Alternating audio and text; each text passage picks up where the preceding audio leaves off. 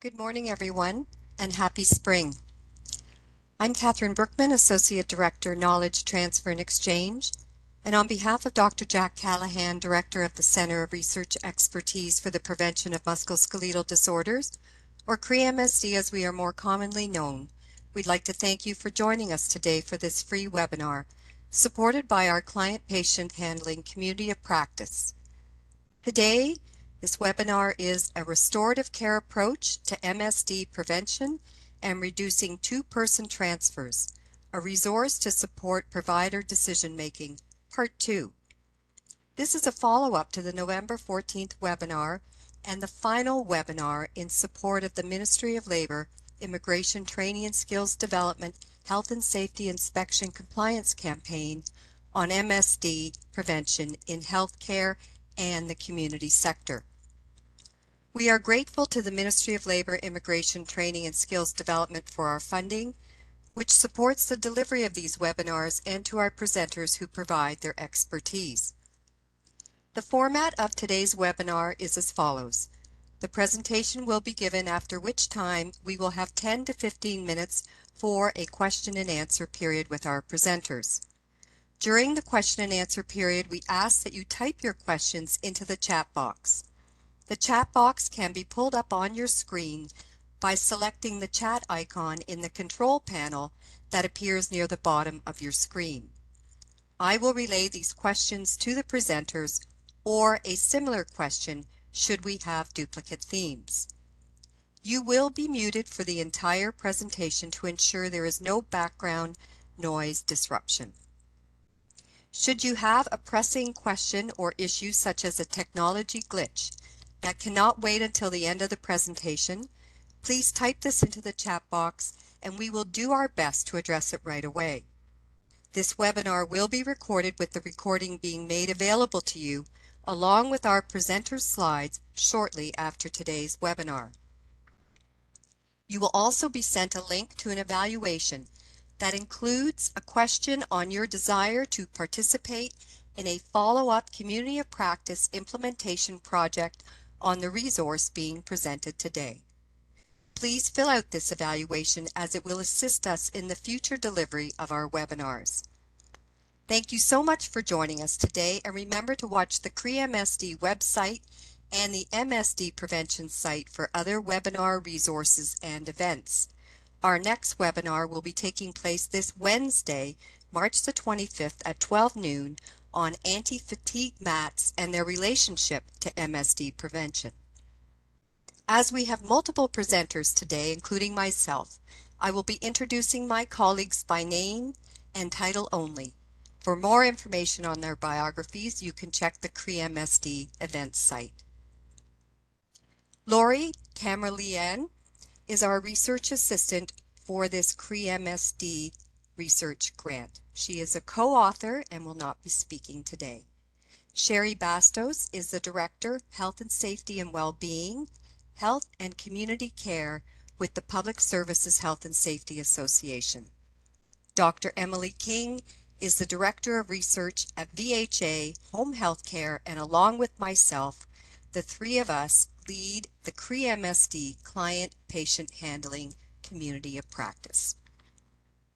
It's now my pleasure to move forward with today's webinar.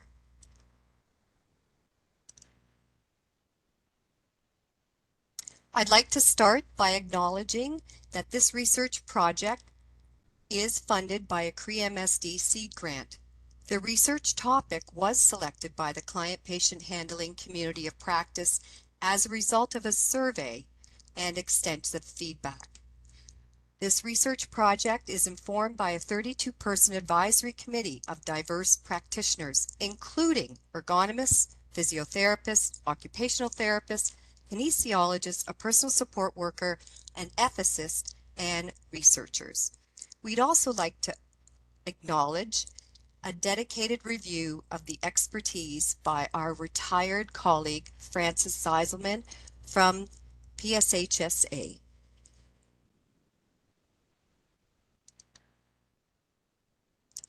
We would also like to acknowledge our research partner, colleague, and friend, Sheila Ritzie, who worked tirelessly on this project with us. Sheila passed away on February the 16th. We feel very fortunate to have benefited from the expertise and passion she brought to this project. The project was dear to her heart. As both a physiotherapist and a personal support worker instructor, Sheila spent many years of her life dedicated to maximizing the independence and rehabilitation of clients. Sheila ensured that the foundation of our project focused on restorative approach to care, and this is reflected strongly in the equipment table we will be reviewing with you today under the considerations column, along with ensuring that ethical considerations are integral to working with clients. Today is part 2, an integration of your feedback from the November 14th webinar. We will cover the preamble document, which outlines the purpose and scope for the creation of the equipment resource table, the care philosophy, and important ethical considerations. This equipment table is a living document, and considerations in this table address specifically client movement patterns. Are they natural or altered? Support needed by the client in using the equipment. The potential for loss of rehabilitation opportunities for the client. And finally, body movement and activity when using the equipment with the client. I would now like to turn this over to my colleague Sherri Bastos, who will take you through the details. Thank you, Catherine, and hello, everyone. To remind us, this transfer equipment resource has been designed as a thought aid to provide assessors with an organized, diverse range of transfer equipment to aid in the identification of options which promote independence and rehabilitation for the client. It may minimize the need for two-person transfers.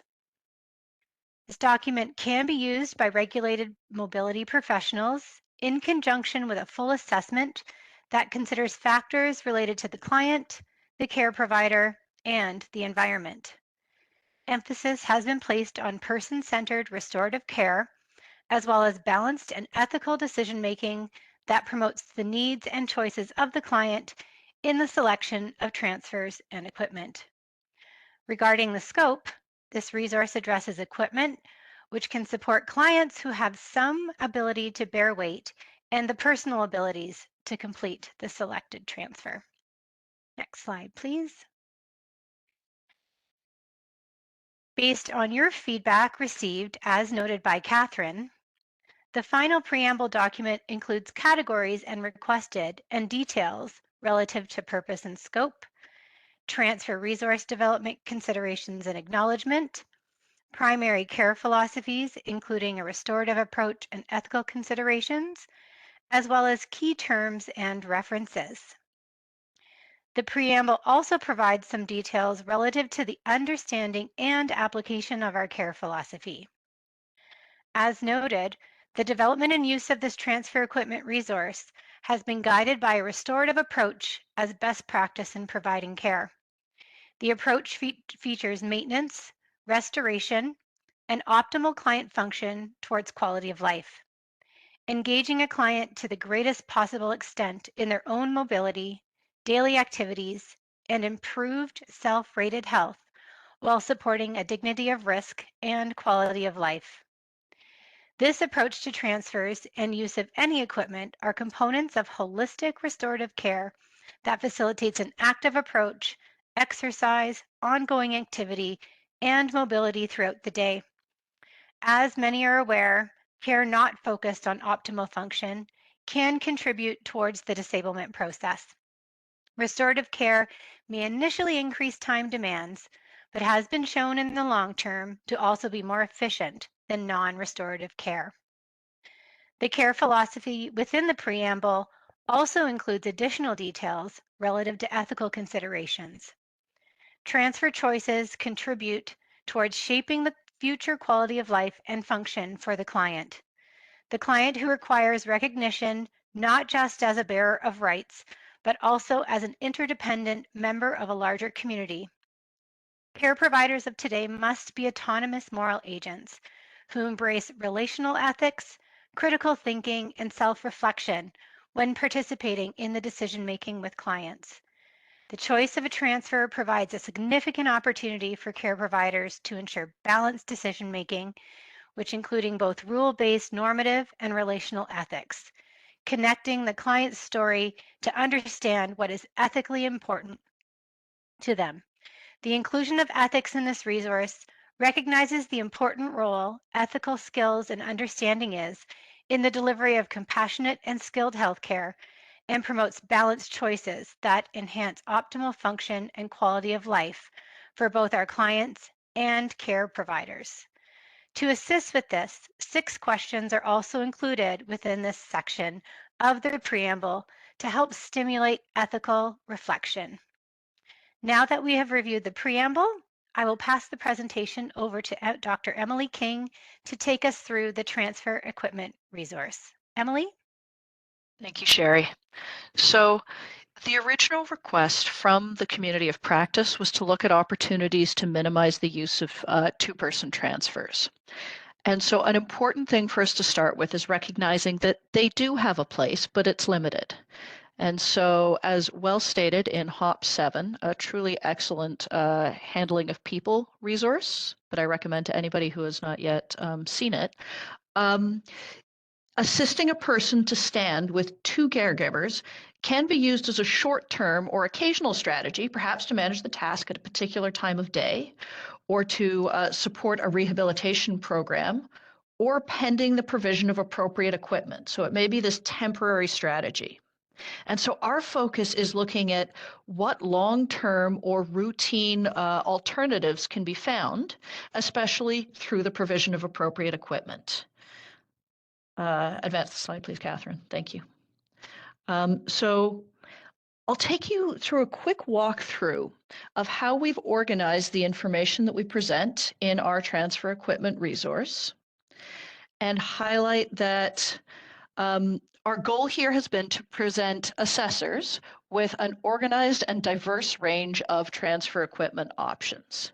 And so we start with, on the left of the resource, presenting the name of this type of equipment, and then a representative image. And so sometimes this may look slightly more like one manufacturer's product or another, and the goal is not to endorse any specific product, but more to provide an illustration of what this type of equipment looks like for those who are not familiar with it, or just for those who find it faster to move through with seeing the images. Next, please. And then on the right-hand side of the table, we categorize the types of activities with which that equipment may be able to support the client.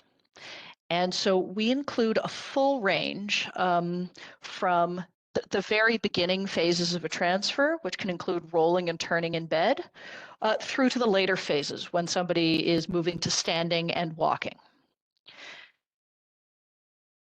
And so this goes beyond just the movement from one surface to another, recognizing that all of these phases are important to mobility. Next, please.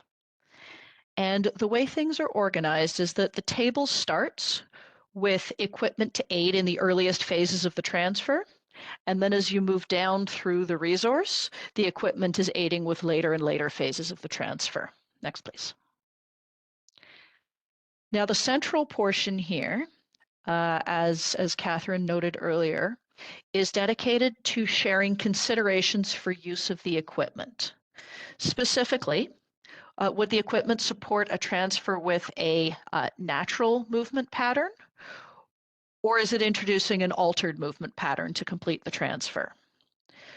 We highlight the degree of support typically provided for the client by the equipment, and note the potential for loss of rehabilitative opportunities if this equipment is used. Next. And so to show you what that looks like as a whole, this is one sample from very early in the table, as we're looking more at equipment that supports mobility in bed and moving to sitting. And then next, please. We progress through the table through a wide variety of equipment to the later phases of the transfer and include both relatively lower tech devices like the slide sheets you saw earlier, up to motorized sit-to-stand devices, as you see on the slide here. Next, please. And so in this slide, we provide an overview, a visual overview of all the types of equipment that are included in this resource. And each of the relative strengths of each of them are noted from that restorative standpoint that we identified. I will now hand back to Sherri. Thank you, Emily. To assist all with knowledge mobilization of this resource, next step opportunities for us may include reviewing your organization's policies, procedures, associated assessments, and tools to identify opportunities to include and/or enhance content. It could also include sharing within your professional network, exploring training needs associated with equipment selection, exploring potential vendors and approximate costs of equipment for easy access to ordering or sharing of information. As noted by Emily, we can't promote specific vendors, thus this could not be included within the resource or the pricing relative. Another option is to enhance mentorship and learning program content, as well as connecting with us to share your experience with using this resource, supporting future evaluation. Please note, we are hoping to evaluate the implementation of this transfer equipment resource in a future project. If you might be interested in participating in this project to help us understand how care organizations incorporate this resource into practice, please share your contact details within a question included within this webinar evaluation survey or with bbutler@theuniversityofwaterloo.ca, and we will reach out with more information. And with that, I will pass the facilitation back to Catherine Brookman. Thank you so much, everyone. So while this webinar was shorter than most, it was a follow-up to presenting the preamble document and the resource transfer equipment table to you. We did send it out ahead of today's webinar, and what we would like to do now that you've had a chance to look at the purpose and scope and the components within the equipment table is ask if you have any questions or anything you would like to share about your experience in using some of the equipment that you have now referenced to.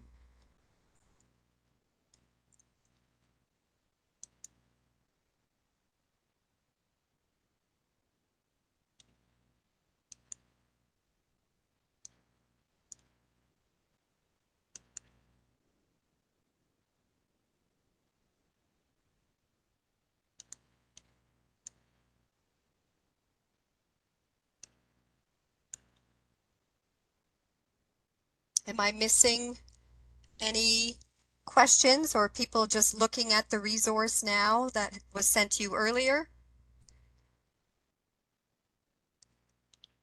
So we don't expect that you have reviewed the document, but we wanted to make it available to you so that you had it handy.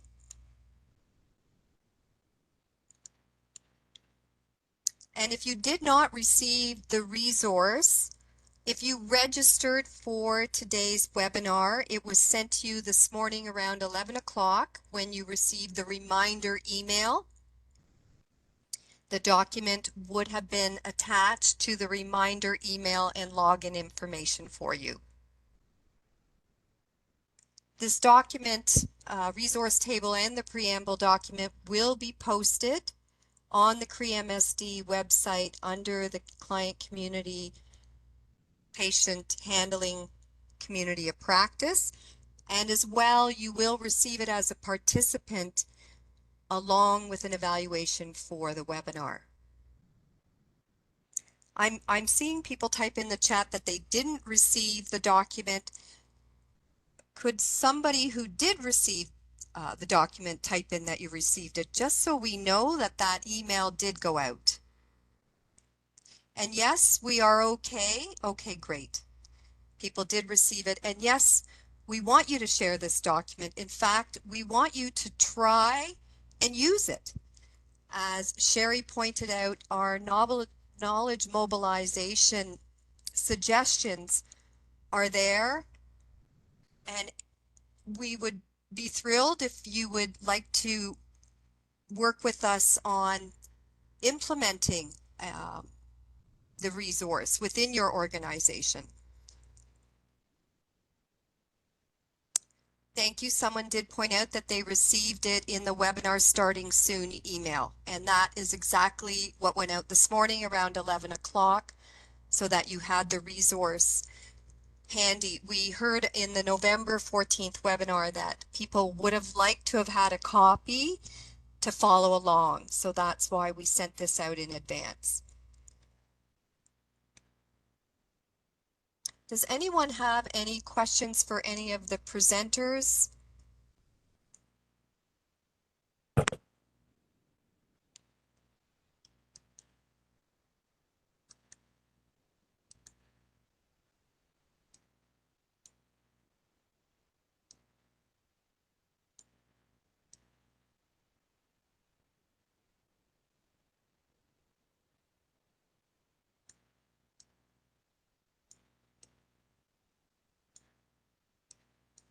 Well, there is a saying, silence is golden. I hope that is true today. Catherine, are you seeing the comments in the chat? Looks like we have received several questions. Okay, I do not see any. I see a comment, this is an exciting tool and a great summary, but I don't see any questions. Okay, give me a moment, Catherine, and I'll repost. Hopefully you'll see it after I repost. If I may, I Yeah, see that Lee has posted regarding the slide that quoted HOP 7, indicating that the two-person transfer should be short-term use. You know, we did not directly quote that in the preamble. Thank you, Lee. That would be a good idea. yes, we will certainly go back, and there are some tweaks that we caught today, and we will update those before the document goes out to you with the evaluation. I do see a comment, as the client-patient mobility changes, particularly as it may regress, does this resource provide guidance on how to address this and select a more conservative approach? Or is this tool only catered towards the assessment component? I'm happy to answer that question unless one of my colleagues would like to.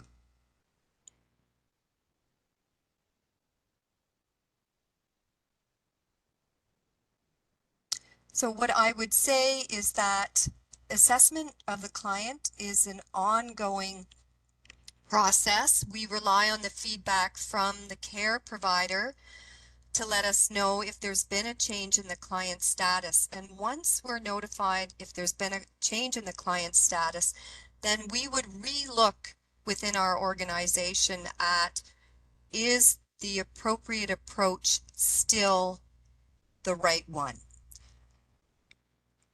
And that may alter the equipment we may use with the client based on their current status. If I may add to that, Holland, so I think this is a discussion that we had fairly extensively about how we could support sort of providing step up and step down options. And ultimately, it does come down to the clinical judgment of the person making the assessment. And so we would certainly encourage the person making the assessment to identify a couple of options and provide those couple of options to the client and the care provider so that they have some flexibility as the client's condition changes, either improves or worsens. However, we don't have the ability within this resource to direct people in the step up and step down directions, if that makes sense. Thanks, Emily. Are there other questions that I am not seeing? Yes, there's actually quite a few, Catherine. Okay. I'm wondering if you're not seeing them, if perhaps Sherri or Sherri. Emily might jump in to moderate. That would be great. I'm happy to go through a few. I can see some. The next question, is this for use by nursing staff as well? And I'm happy to answer this question. The document was a thought aid to be used by regulated mobility professionals. So it was intended for use by regulated staff and keeping that open. The examples provided are in the preamble document, but a focus was placed within scope on regulated staff. Next question was related to, can you clarify the first column of movement pattern? So I might direct that to Emily relative to the resource table. Emily? Sure, and so that is looking at the natural or altered movement pattern. And the emphasis there is that if you think about, for example, how somebody might use a transfer pole to stand up compared to how they would stand up typically. And so typically standing up involves sort of a pushing up motion, whereas if you introduce an aid like a transfer pole, you're changing the pattern of movement that somebody is using, and they're now holding the pole and pulling towards it. And so it's an altered movement pattern. And so it is still contributing to independence and to active participation in the transfer, but with an altered movement pattern. And so from a restorative perspective, that's something that Sheila emphasized. It is very important to include and to have reflected, because often the restorative approach will prefer the natural movement pattern where possible. Thank you, Emily. Oh, sorry, Catherine. That's okay. I do see another question, and that is, and I really like this one. Did you consider equipment suitable for a hospital setting? For example, able to be disinfected between patients versus single-use items? So I'm going to ask Sherri to address that because of Sure. how we set this table up. Sure, I'm happy to, and it's an excellent comment. When the equipment list was initiated, the initial focus was on the community care setting. You will see many devices that can be used and are relative to other healthcare environments as well. The disinfection between patients was not part of the scoping conversation. However, I do recommend, and that was part of our knowledge mobilization suggestions on next steps, is as an organization, you look at the equipment resource and how you can enhance and ensure that you are creating policies and procedures relative to your own practices, also including infection prevention and control practices. Thank you, Sherri. Emily, I'm wondering if you would like to address the next question related to another piece of equipment. So this is the question about the walker is listed for sit to stand. Is the intent of this for pulling to stand? We do not recommend using a walker for this. Hands should only be placed on the walker once in standing. Yes, we did have some debate about this. We recognize that the walker is not a preferred piece of equipment for sit to stand, and also that it is used in this way by many people. And so it is included for completeness because it is used. It, as you say, must not be used by pulling.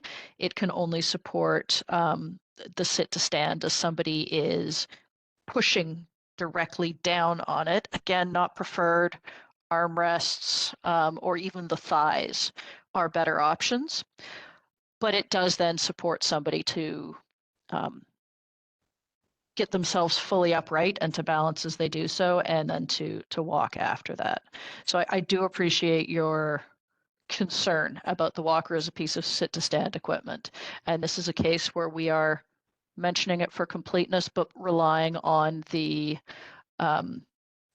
professional conducting the assessment to understand the limitations of the walker and to communicate these to the client and the care providers. I would just like to share a personal case related to this, as my 90-year-old father used his walker. He had a four-wheel walker. He did not have the brakes on, and he used the walker to pull himself up. And as a result, he fell forward, hit his head, and was in the hospital with a concussion and significant trauma for over 3 months. And when he did go back into rehabilitation, the physiotherapist, in fact, had to teach him that the walker was not the tool to get him up. As Emily said, it was about an aid once he was up.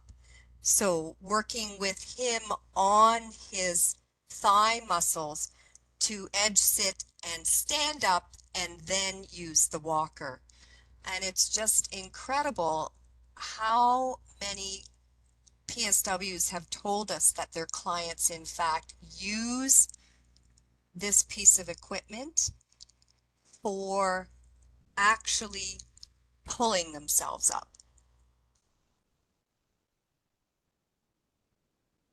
There's another question about equipment here.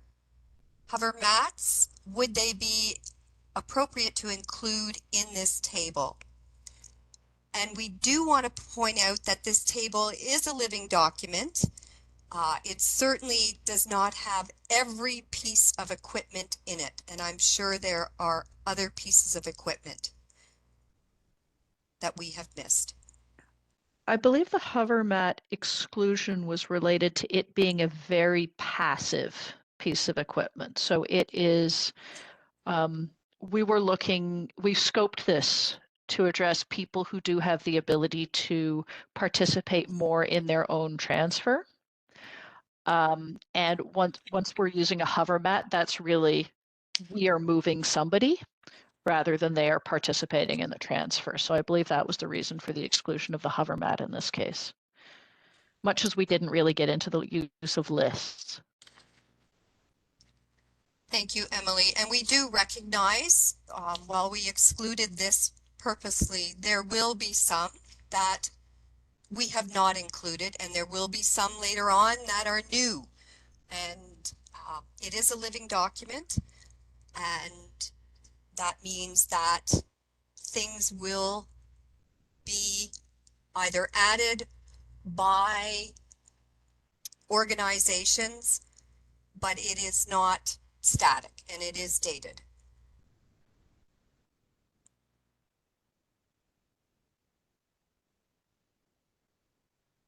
I see a question here about, see the question about patient assessment is really key from Gail, asking whether we use a particular tool for patient readiness or transfer or weight bearing. And I was wondering, Catherine or Sherri, if you wanted to comment on the conversations we had around assessment. Sherri? I'm happy to start.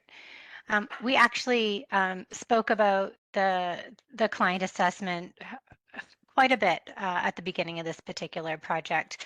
And the goal was to develop an equipment resource that helps to promote restorative care and optimal client function. And so to keep within the scope of their request, we specifically did not get into the details relative to the assessment document.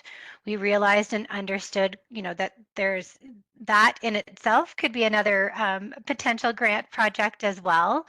And really did have to narrow down the scope to being able to create the thought aid in the identification of options. and note that a thorough assessment is required. So in addition to looking at assessment best practices, we could quote HOP 7 in that document and document references as well. We did not include the pre-assessment details that are required relative to utilizing the equipment resource. So I believe Sherri has answered the next comment that I see. Can you kindly walk us through an example of how I can use this form, or the X telling the clinician which transfer tool is appropriate? And the answer is that the assessor would be doing the assessment, and as a result, maybe looking at this tool and saying, okay, based on my assessment and looking at some of the considerations of these pieces of equipment, I am recommending X piece of equipment. And then the care provider who is not doing that assessment, so for instance, a personal support worker, would be using this piece of equipment. Sherri or Emily, is there anything you wanted to add to my commentary on that? I think my only addition would be relative to utilizing it as a thought aid. So, to your points, Catherine, around the assessment is truly required first, and then being able to utilize this resource as a thought aid, looking at the results of the assessment. So within the preamble, did the results of the assessment, do they support a restorative and an ethical approach? Is it a part of a natural movement pattern? Does it provide a lot of support for the client, or is it minimal and promotes that activity and effort and physical and mental requirements from the client to help support that restorative active approach? Is there a potential for loss of rehab opportunities within that? So if it's low, can you continue to move forward, as well as that body movement or activity that the equipment may help to support as well. So just adding in that the goal is that it really is a complement to your assessment. Thank you, Sherri. And as a follow-up, the question, did you consider options in a hospital setting to support mobility for bariatric patients? So to Sherri's point, while we specifically didn't address conditions of a particular client other than they had to have the ability, when we scoped this document, to weight bear somewhat, the equipment you would use would be based on the ability of that particular client. Sherri, Emily, any other comments on this particular question or comment that I've made? I do not. I completely support what you noted, Catherine. I think when we're talking about our client bariatrics, it's relative to a transfer. And so throughout the project, the valued feedback and equipment examples provided by all of you truly did create the list as shown. As Catherine noted, it's a living document. So if you're considering some pieces of equipment that align with the preamble and care philosophies, including transfers relative to our bariatric clients, I think it's appropriate to recommend. Thank you very much. Are there other comments? I see some reactions to the case study with my father, where people have seen this happen, and how many PSWs instruct their clients to pull up on the walker. Obviously, they weren't trained by our colleague Sheila Ritzy. Oh, obviously not. Thank you for that, Lee.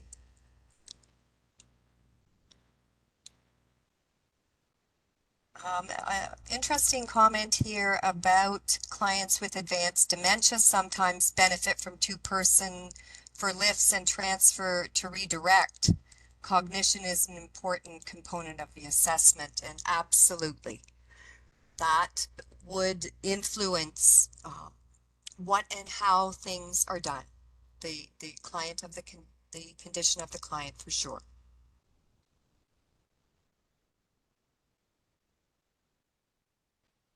Did I miss any other comments or questions in the chat?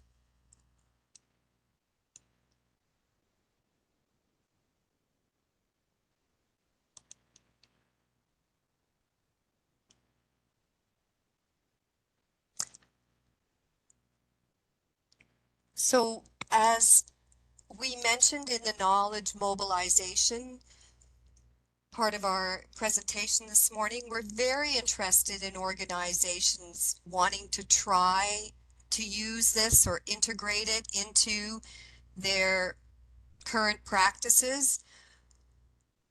If you are, let us know, and we're happy to talk to you and start to share and create an approach to this with you, but we would need you to fill the evaluation out and give us your contact information so we can follow up with you. CRE-MSD, PSHSA, and VHA Home HealthCare do have this client-patient handling community of practice, and this is part of serving that community of practice, looking at what you are interested in following up on, what are your current challenges, and that's how this current project came about.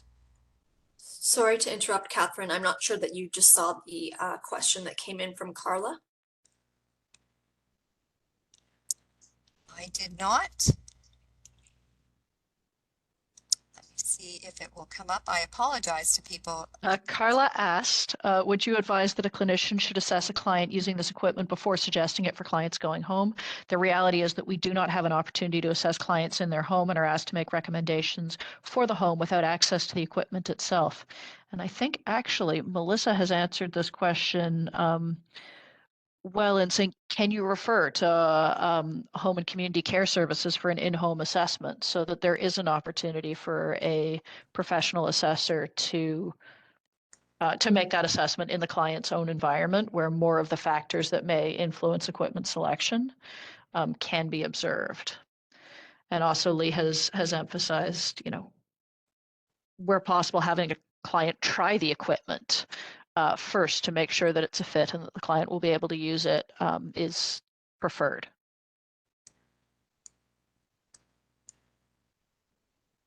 And I notice a number of people have said that there needs to at least be a note that the walker isn't preferred for sit to stand because it is so misused. I think 5 or 6 of you have stated that, and I think that is a very good point that we'll have to go back and discuss as a team how we can flag that as a point of concern. So thank you very much to all of you who've emphasized the need for that addition. And thank you to all of you who have reacted to this resource, maybe seeing it today just for the first time. The focus on restorative care and optimal functioning seems to have hit home for many of you, and I know we're very happy about this. As we mentioned earlier, this project started out in a very different form, so we're really pleased that this resonates with many of you.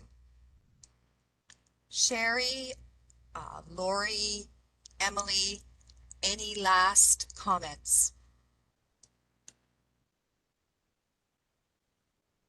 Yes, you'll be provided with a final draft, generic account number 2.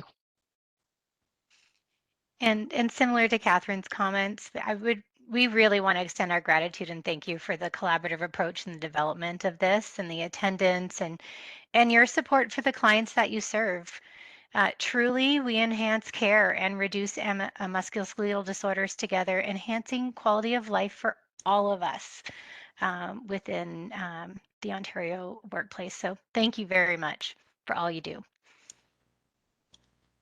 Thank you, everyone. So you will receive a final copy This updated document with those few tweaks, and as well as an evaluation and an opportunity within that evaluation to give us your contact information or to provide any additional comments or feedback for us.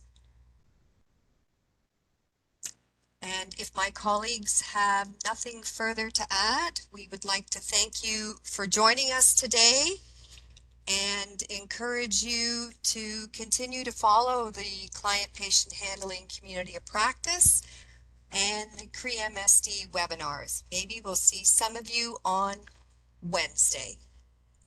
Thanks so much.